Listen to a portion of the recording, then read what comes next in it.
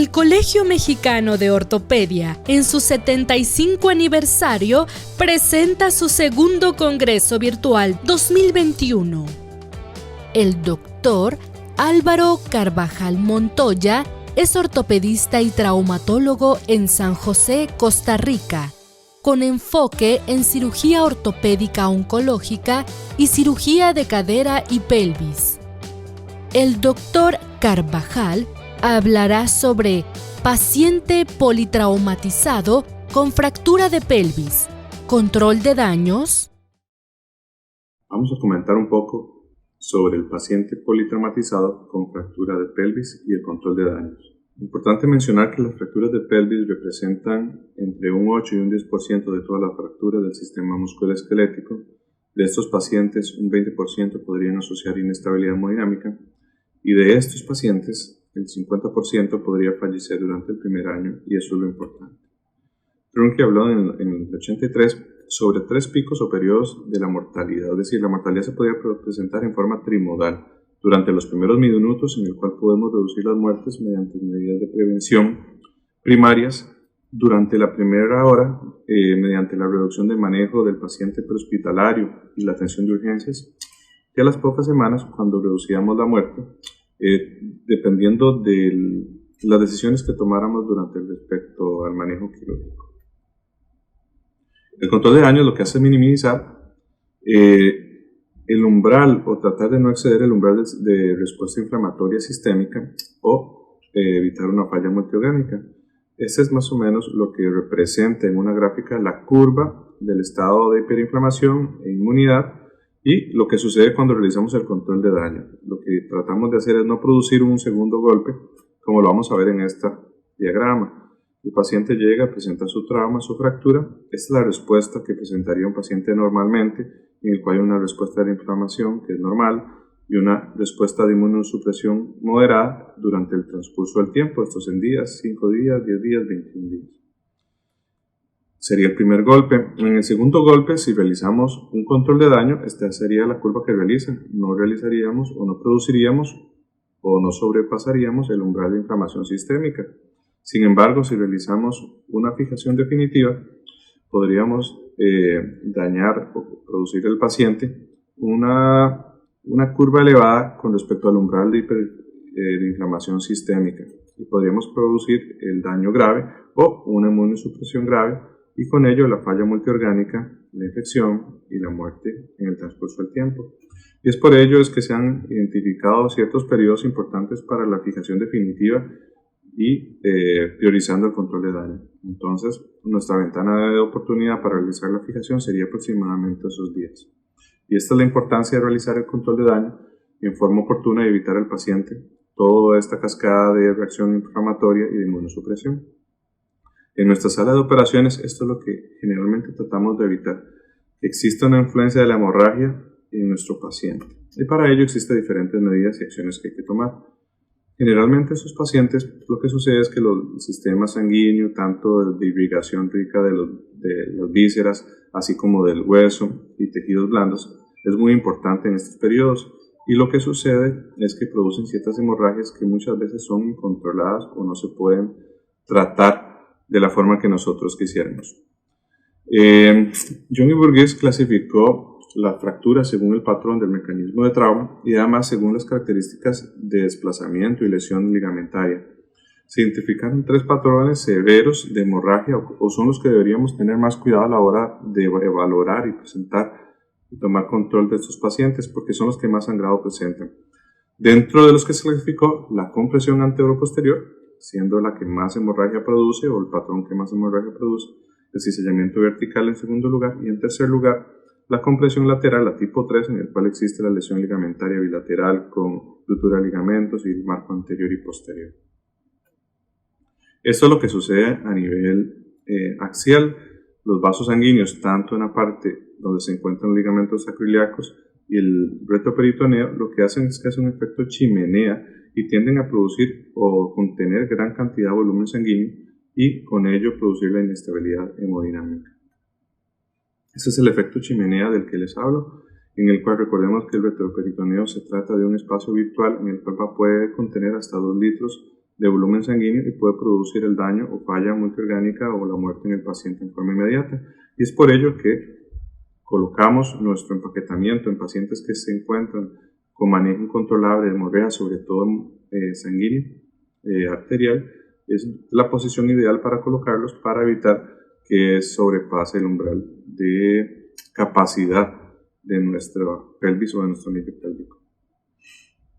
En forma de resumen, nuestros pacientes, los que vamos a tratar por control de daño, van a ser las indicaciones para el control de daño según la clasificación usual del paciente sería aquel paciente que se encuentra en estado limítrofe con tendencia a ser inestable o aquel paciente in extremis en el cual no podemos controlarlo o no logramos una estabilidad hemodinámica. Usualmente, identificar la hemorragia de nuestros pacientes y el contenido inflamatorio o el sangrado es muy sencillo cuando lo valoramos en esta forma. Sin embargo, en muchos pacientes no es tan evidente este tipo de sangrados o este tipo de lesión a nivel pélvica y necesitamos ciertos ayuda de nuestros exámenes de laboratorio y gabinete para identificarlos. Pero es importante siempre valorarlos, realizar una inspección en toda la espalda, la parte glútea, la parte abdominal, la parte pélvica y obviamente los genitales. Y esto debido principalmente a que el 90% de los pacientes con fractura de pelvis no vienen solos, es decir, asocian otras lesiones. Y estos son los porcentajes relacionados con segundas lesiones a nivel torácico, a nivel abdominal, a nivel craneoencefálico y a nivel de extremidades. Fíjese o aprecien que es un porcentaje importante y prácticamente todos asocian una lesión adjunta. Importante valorar o tomar en cuenta nuestras radiografías normales, identificar las anormales y tomar ciertos detalles para identificar lesiones que pasan inadvertidas.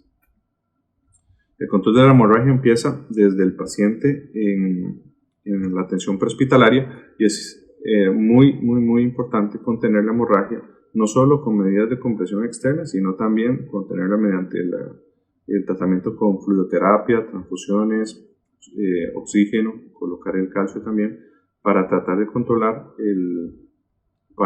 contener esta hemorragia y así salvar la vida del paciente. Medidas no invasivas que podemos realizar es la contención mediante la sábana externa, que todos sabemos utilizarla. Se dice que la contención con sábana puede producir o estabilizar el anillo pélvico casi igual que un fijador externo mediante la colocación supracetabular. La fijación externa nos va a ayudar también para contener a aquellos pacientes en el cual requieren un tratamiento quirúrgico como una laparotomía o en el cual la sábana no va a ser suficiente para mantenerlo mediante el confort de las medidas de enfermería y podemos colocar los pernos o los tornillos a través de las crestas ilíacas y también podemos colocarlo en dirección del área supracetabular y como tratamiento definitivo en alguno de nuestros pacientes. El C-clamp se utiliza poco debido a su costo, pero es importante para contener sobre todo las hemorragias a nivel posterior en el anillo pélvico. Esta paciente femenina de 28 años que asocia inestabilidad hemodinámica y hematuria macroscópica, realizamos el TAC en posiciones axiales, observamos el sangrado a nivel retroperitoneal, así como el sangrado de pared, una lesión de la vejiga en el cual hay difícil contención de lo que es el material urogenital. Le realizamos una fijación externa de emergencia para la estabilización hemodinámica. El contraste del TAC con respecto a la hemorragia y la orina se desplaza hacia el nivel de los abductores y muchas veces produce un hematoma importante y por ello fue la inestabilidad que ella asoció. Esperamos los 5 o 10 días para realizar la fijación definitiva y este fue el resultado final. Otro paciente masculino de 35 años con inestabilidad hemodinámica también, pero además de eso asociado a hematuria macroscópica. Ya esto es el TAC posterior a la intervención de urología.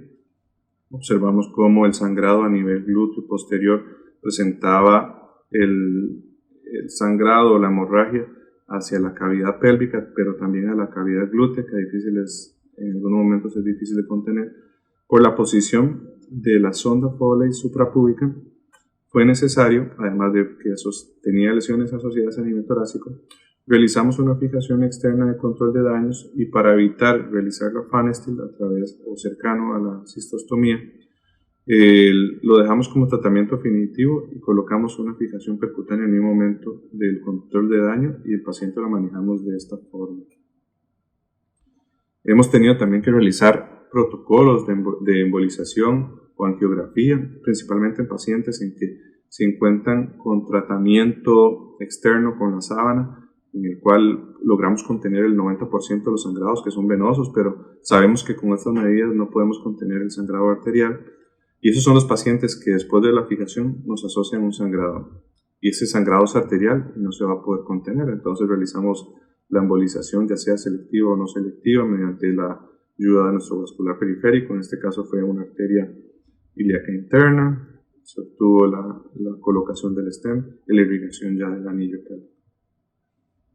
Este es otro caso, un paciente masculino de 75 años, víctima de atropello, con lesión de la arteria tanto previa y postoperatoria. Sin embargo, fue más evidente ya posterior a la colocación de las placas. Observamos no existe la fuga de material en la ilíaca externa y posteriormente se realiza la embolización del vaso y la colocación del stent para contener el sangrado. Paciente masculino de 22 años con un atropello, con lesión también identificado los vasos venosos posteriores, se le colocó un fijador externo, persistía con sangrado, realizamos un angiotac, evidenciamos la existencia de este vaso pudendo que producía un gran hematoma con desplazamiento posterior de la vejiga y el balón de la sonda Foley. Atrás desplazaba inclusive el recto.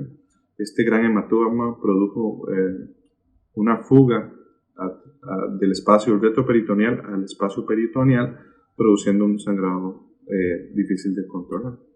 Y esto es lo que sucedió. Posterior a la fijación externa, se contuvo parcialmente el sangrado venoso, pero el sangrado arterial se mantuvo. Y es por ello que se realizó la laparotomía. Al detalle observamos, esta es la parte de la vejiga, y cómo existía una ruptura del uretroperitoneo que cubre la vejiga y produjo el sangrado hacia el espacio peritoneal. Posteriormente al empaquetamiento, el paciente estabilizó signos vitales y se logró una evolución satisfactoria. Situaciones especiales que no tienden a suceder con frecuencia, pero que podemos tener. El paciente, este es un caso en el cual ya tenía un antecedente de una herida por arma de fuego con lesión medular en nivel T10. Esos pacientes por sus úlceras se asocian a osteomielitis, sin embargo asoció un nuevo trauma, estando aún así en estado de inmovilización, y fracturó su acetábulo y su pelvis. Entonces presentaba sangrados a repetición, algunos incontrolados, que llegó hasta una hemoglobina en 2.5. Tuvimos que etiquetarlo en varias ocasiones y lavarlo. Esas son las muestras o el contraste de los paños por el empaquetamiento, pero el paciente persistía con sangrado y finalmente finalizamos con una mipelvectomía externa para el tratamiento de la hemorragia.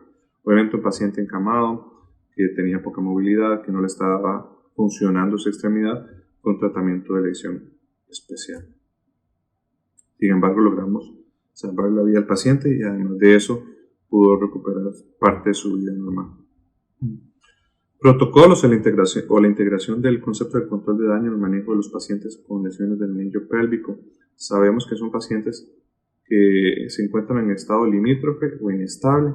Los pacientes in extremis, todos vamos a hacerle un control de daño en la sala de operaciones o inicialmente en la unidad de cuidados intensivos hasta que se pueda llevar a sala de operaciones, o solo manejarlo en forma conservadora. Todo paciente inestable con tendencia a ser limítrofe podemos realizarle control de daños y cuando se encuentre estable realizamos una fijación definitiva. Pero en general las indicaciones serían pacientes con estado limítrofe con tendencia a la inestabilidad, realizaremos control de daño. Criterios están bien establecidos, sobre todo por Pape y Giannotis, en el manejo del control de daño. La hipotermia, la acidosis, el lactato, ¿verdad?, que nos indica que el paciente no se encuentra bien reanimado, mayor de 5, mejor realizar control de daño. Paciente con acidosis o con tendencia a nuestra triada de mortalidad, realizar mejor control de daño, así como la hipotemia y la coagulopatía. Pacientes con presiones arteriales bajas pese a una adecuada reanimación también. Y cuando hemos realizado transfusiones masivas y tenemos un paciente en estado limítrofe, realizar el control de daño y mediante la clasificación del Injury Severity Score también, pacientes mayores de 36 es mejor realizar control de daño. Finalmente, un flujograma o una ilustración de las conclusiones que nosotros tenemos que tener. Importante que lo que estamos tratando es de contener una emergencia mediante medidas prácticamente heroicas para tratar de que el paciente fallezca o no fallezca durante las primeras horas. Lo que sabemos es una atención prehospitalaria desde la utilización de oxígeno suplementario, controlar la hipotemia, controlar la hipotensión o el sangrado mediante medidas de contención externa, colocando las sábanas. Ya de nuestra sala de emergencias utilizamos fibrinolíticos para evitar la hemorragia mediante el control de la coagulación con el uso de medicamentos como el ácido tranexámico, el ácido aminocaproico, utilizando primeramente grupos sanguíneos inespecíficos o el donador universal para tratar de contener la hemorragia. Ya cuando tenemos los valores normales o el tipo de sangre, utilizamos el tipo específico, pero también podemos utilizar fibrinógeno y factores específicos de la coagulación, así como plaquetas y plasma. Ya en nuestra sala de operaciones, nuestro anestesiólogo mantuvo el control de lo que es la coagulación, nosotros del control de la hemorragia.